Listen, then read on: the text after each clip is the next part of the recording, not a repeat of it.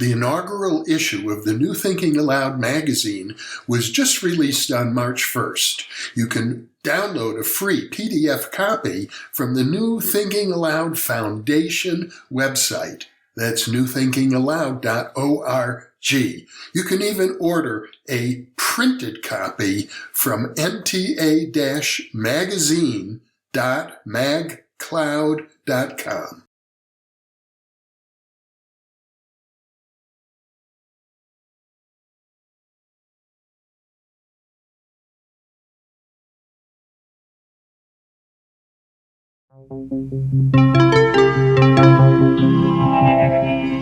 Thinking Aloud. Conversations on the leading edge of knowledge and discovery with psychologist Jeffrey Mishlove.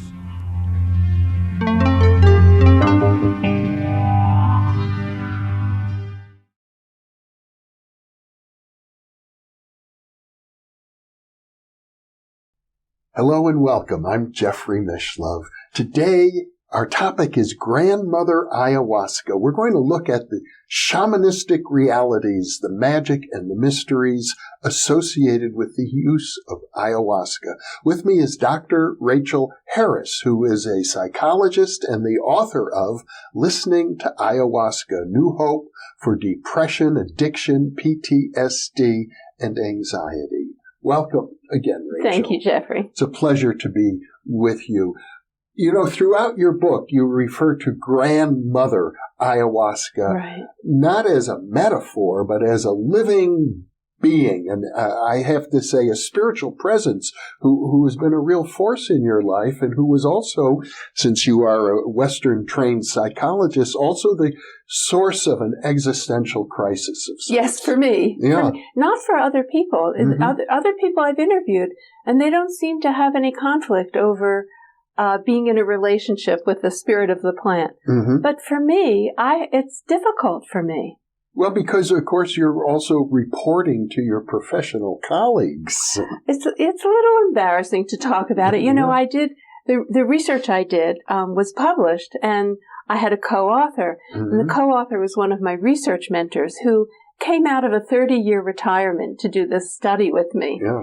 And as we were getting close to publication, I said to him, you know, there really should be a third author here. Mm. And he understood completely what I meant. Yeah.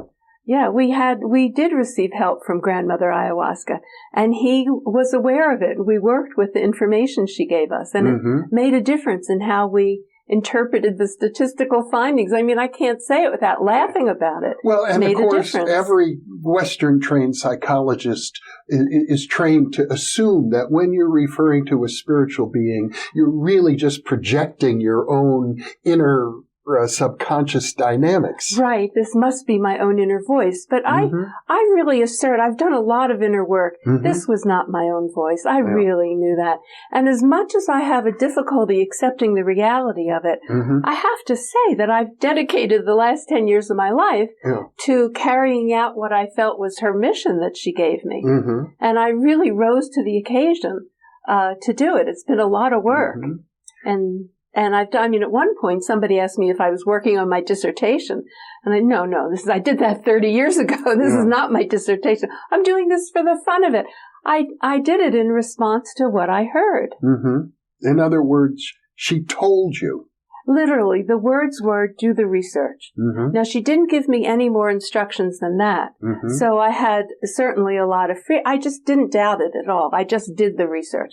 I did it the way that it made sense to me. Mm-hmm. So it wasn't like she told me exactly what to do, but it was clear to do the research. Well, people who use ayahuasca and other psychedelics often report entering into a magical world, a world that's very different from normal Western everyday consensus reality. Right, that's true. Especially academic reality. Yes, that's more so true. Even more so because, let's face it, as a parapsychologist, I can tell you, most people believe in ESP and psychic experiences and a spiritual world and survival after death. It's just the guardians of our culture who say that, you know, these things are not acceptable, at least from a scientific perspective. The guardians of the priests would say they're not acceptable unless our religion approves of them. But yes, there's that caveat. I really believe, this is where I really feel strongly that as a culture we need to be more accepting of these altered states. Yeah. And the Gallup poll and the Pew Research Group asked the general, a random selection of the general population, have you had a spiritual or mystical experience? Half the people say yes, but they're not talking about it. Yeah. And so it's not raised, it hasn't changed the culture, but half the people, 1 out of 2, you would think that would change the culture to be more open to these unusual experiences.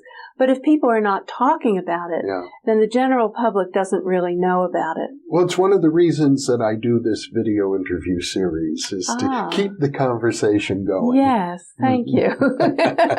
We'll do that. Yeah. And of course, your work with people who have experienced ayahuasca is that almost... I think you said 75% of them report a personal experience. Ongoing relationship.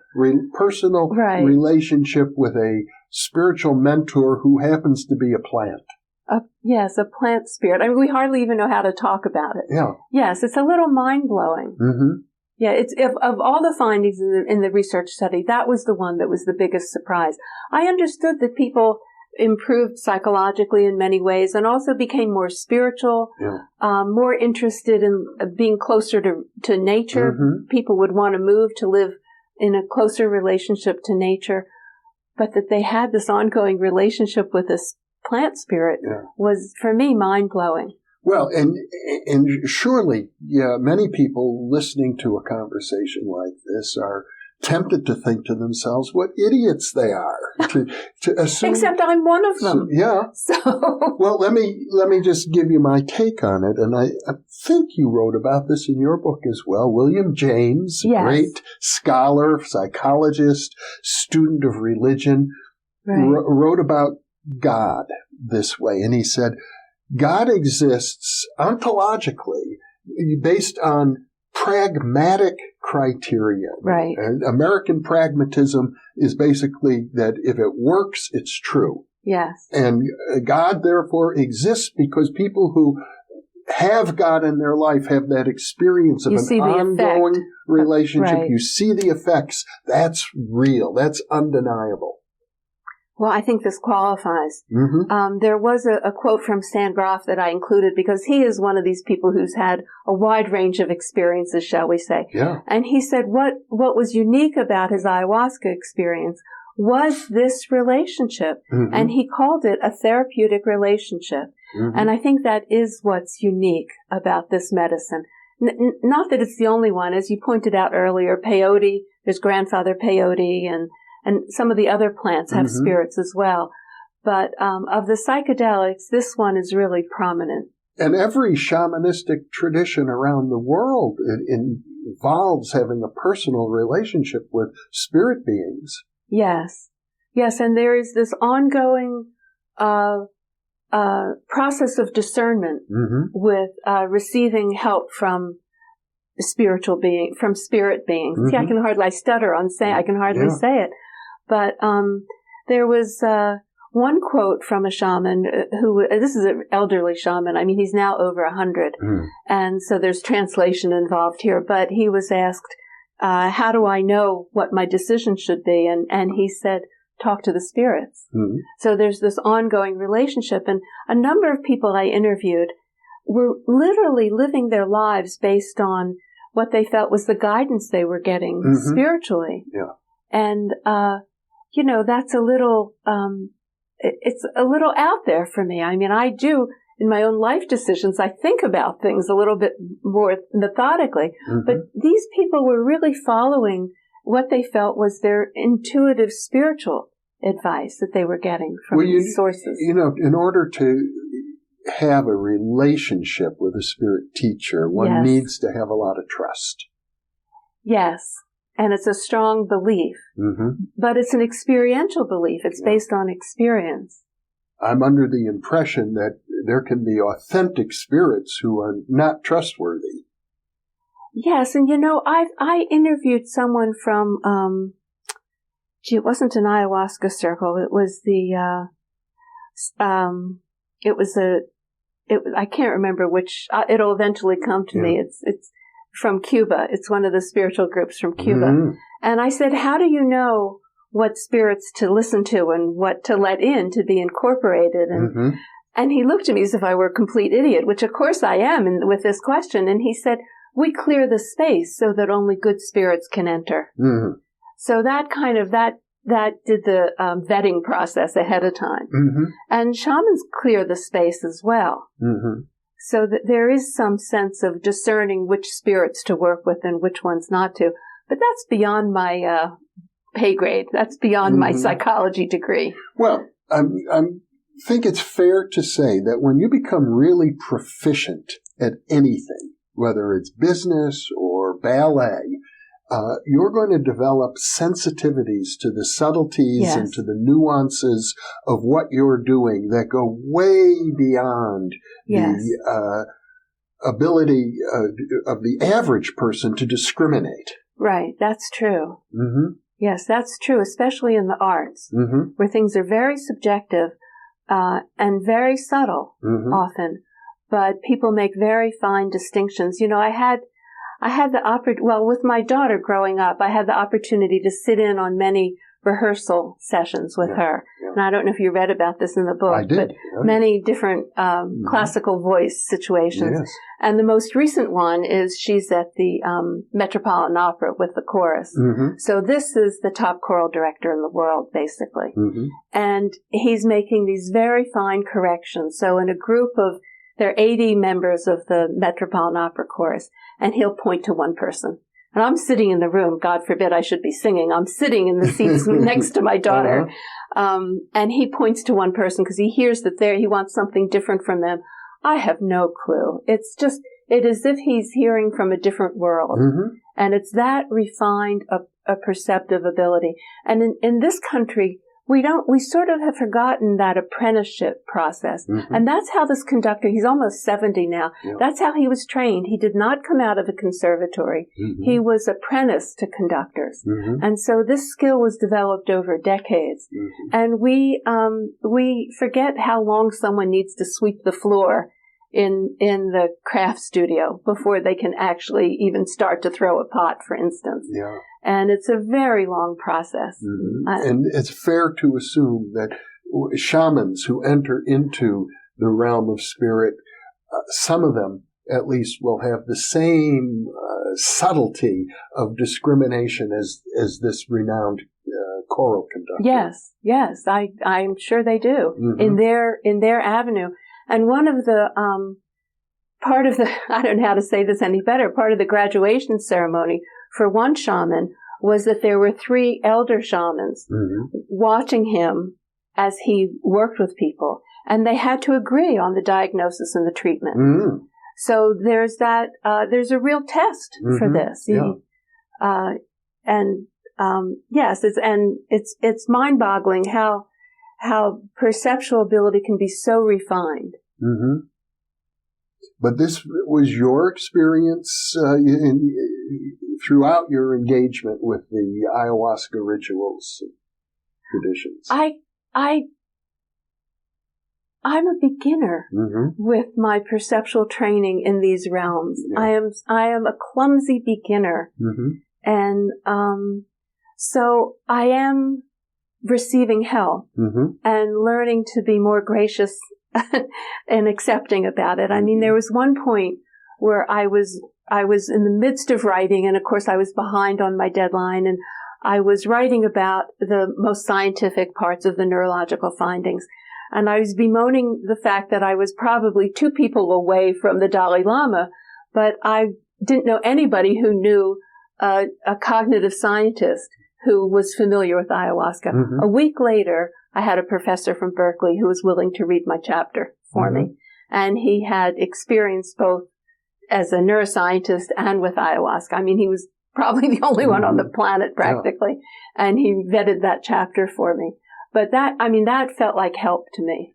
Well, John Lilly, who was also a psychedelic pioneer, Yes, talked absolutely. about echo, I think was his phrase, earth coincidence control. Yes. and again, it's part of the workings of Grandmother Ayahuasca or other highly evolved guides from the inner realms.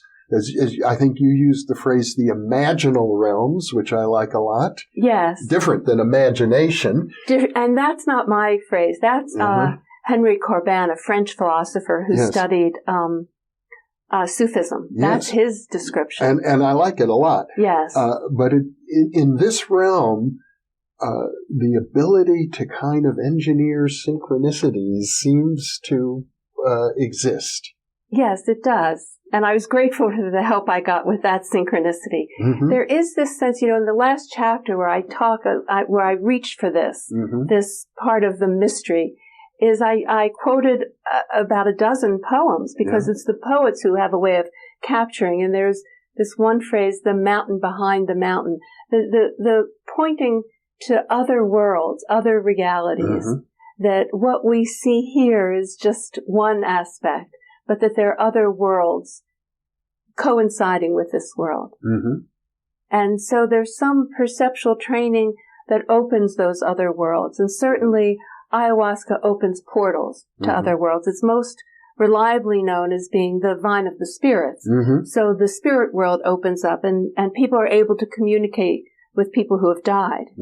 And so, one thing I have to say is my relationship with people whom I have lost, those relationships have greatly improved. I'm talking about a living relationship with somebody who died now 40 years ago almost.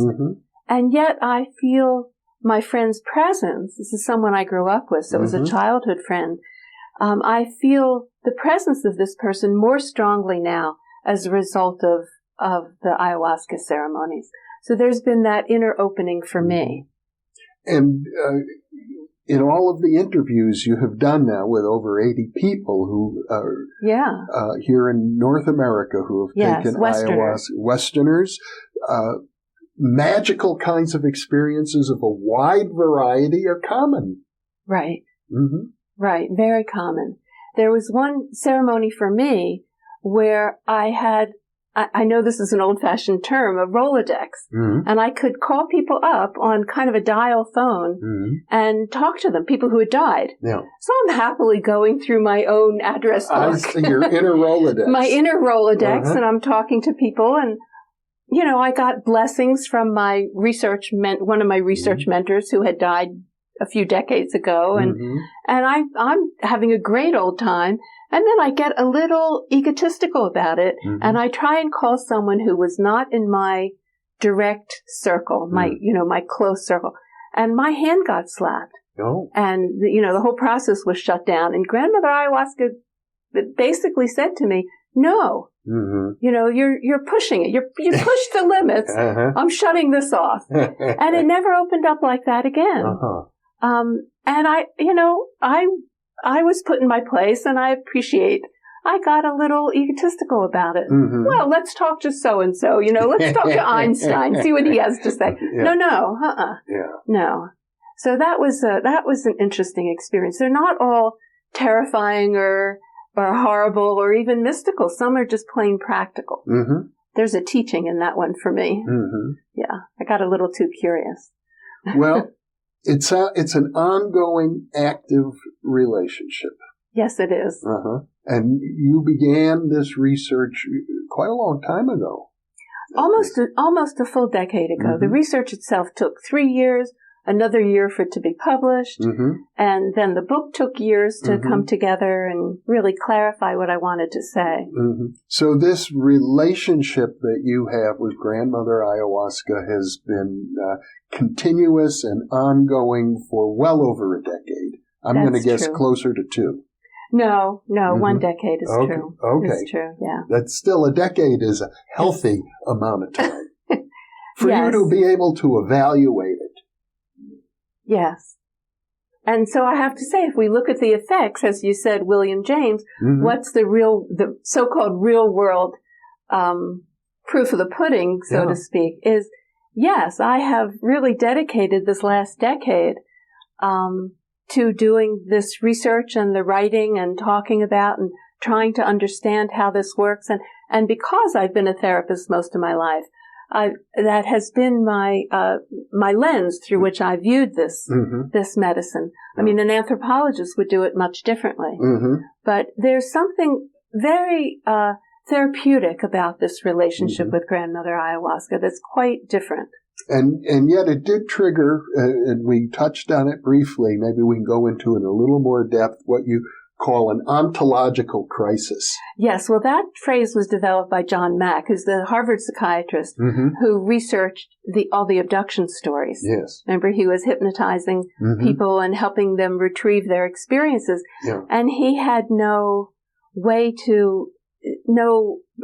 professional way to explain the material he was getting. I mean, there have been a lot of mysteries that have come up. I mean, and so he talked about this crisis in meaning. What do these stories mean?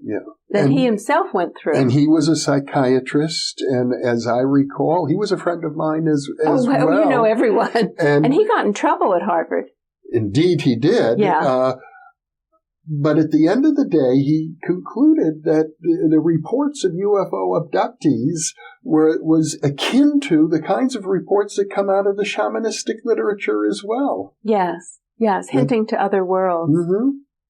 Yeah, the shamans have begun, well, I shouldn't say just the shamans. The one shaman who retired as a vegetalisto, because Grandmother Ayahuasca told him, stop working with this medicine and paint your visions. And that's Pablo Amaringo. And so he had a perfect recall of his visions when he was in ceremonies. And so he painted these gorgeous paintings. But if you look carefully, many of the paintings have flying saucers in them. They have Middle Eastern architecture in them. They're quite complex. But the flying saucers are relatively new over the last couple of decades. And it fits perfectly with the ayahuasca cosmology. The shamans talking about being, this is more indigenous, about being married to pink dolphins who live in the rivers in the Amazon. And, having spirit wives that they go and they stay with at the bottom of the river and they live with. And it's this kind of other lore worlds. that is why some of the 19th century anthropologists assumed that shamanism was a form of psychosis. Yes, that was way back. Yeah. Well, now we're wanting to study what they know about the plants for medical purposes. We really treat each shaman now as a pharmaceutical library. And not only that, we're taking a fresh look at the meaning of psychosis as well. Yes, somewhat. Somewhat. Some of us. Some of us are. Yes. I know Wilson Van Dusen was a psychologist who wrote about the presence of spirits in the world of madness. Yes, that's a beautiful phrase. Yeah. And I remember working with someone who had a psychotic break during or immediately after a surgical procedure, which happens. And in part it's a reaction to the anesthesia. And but it was really a mystical experience. So if a psychologist was only working within this conceptual consensus reality, they would say, well, this is a drug reaction and, just how do you stabilize yourself and get over this? But it was a very meaningful experience for him, and it changed the way he saw his life and the world.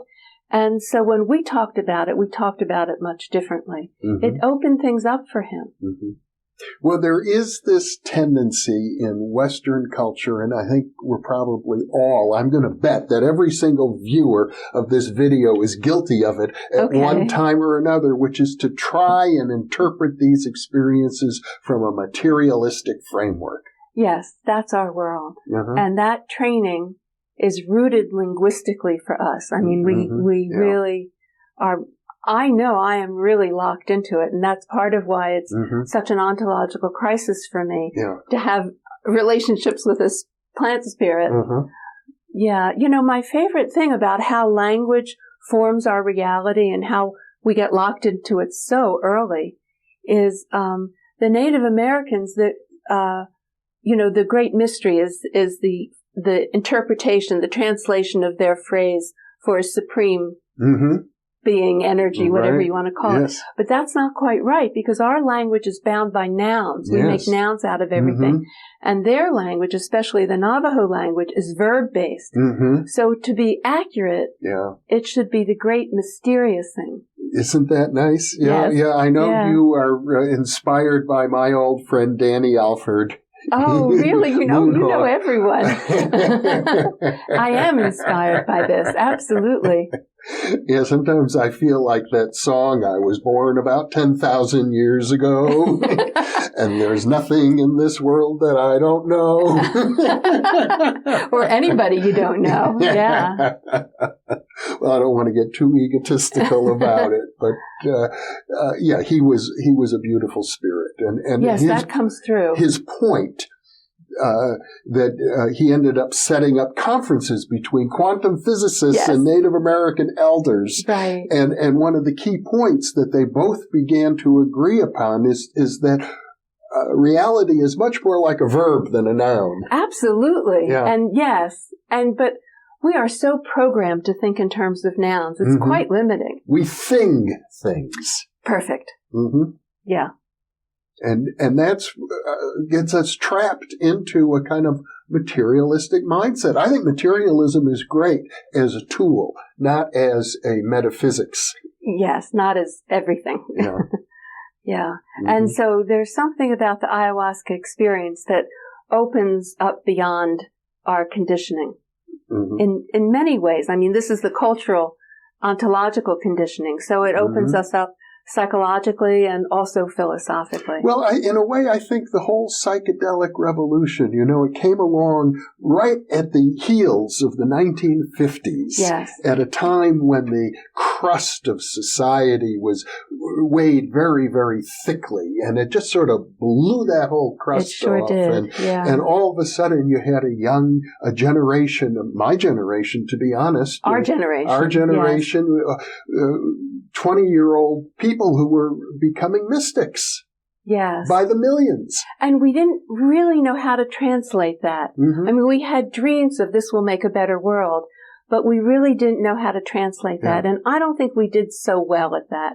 I mean, if you saw the Haight-Ashbury section of San Francisco during the heyday of the love summer, and then saw it maybe 2 years later where it was completely burned out and filled with heroin and amphetamines. It was really a sad sight. And so that's some of my stress on the importance of what happens after the experience. What do you do with this? How has your life changed? Yeah. Can you integrate it? Yes. Right. Well, Rachel Harris, you have done a fine job exemplifying how it can be integrated. And for that, I thank you very much. Thank you very much. It's been a pleasure being with you for these interviews. Thank you, Jeffrey. And thank you for being with us.